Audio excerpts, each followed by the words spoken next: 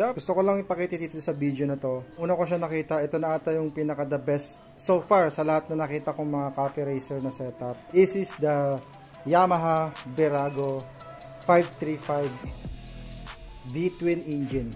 Namangha ako dito kasi ang cute niya, napaka-astig. And then nakaano siya, propeller. Ayan, propeller. Gawa ito ni Tokwa. Kay Tokwa 'yun. Kung saan na sikat na nagbi-build ng mga coffee racers, mga celebrity like Daniel Padilla, etc. So, naastigan lang ako.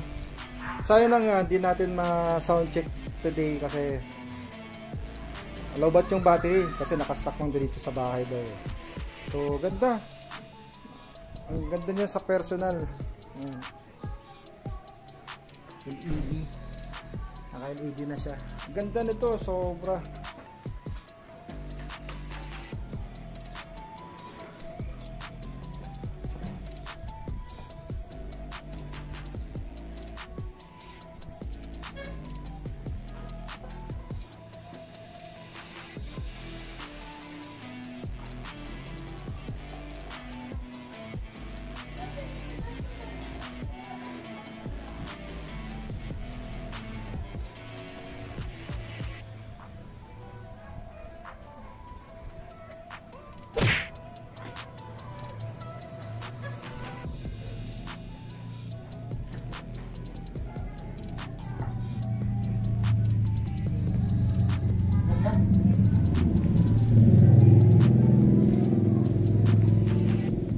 Check out. Oh, ganda ng setup nito. Naka siya, twin spark. Naka Keihin. Actually, hindi naman to pang karera. Alam naman natin pag mga coffee racers, pang chill ride lang. Ayan, ganyan siya kababa. Tsaka mahaba yung swing arm niya. Tapos first seater lang siya. Wala siyang angkasan. So, pang single lang talaga to. Bagay. Tapos, ang gulong niya sa likod is 140 by 17. Ayan. Yan ang ano niya, oh. Ito yung battery niya. Ayan. So, konting ayos pa dito.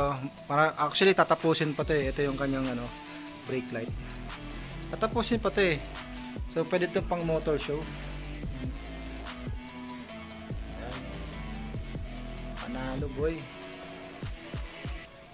Ayan. Ito papalitan pa daw to. Hindi pa to final. Marami pang gagawin. Stock lang.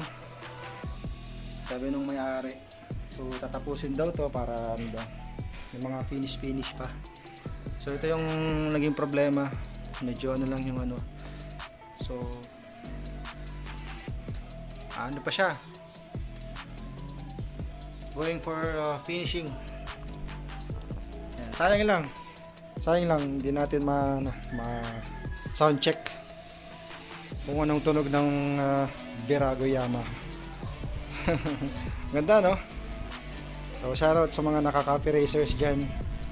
So ito na para sa akin the best na coffee racer na nakita ko sa lahat. Lalagyan pa ng kung mas lalo pa tong gaganda. Yun lamang. Slide safe. Peace out.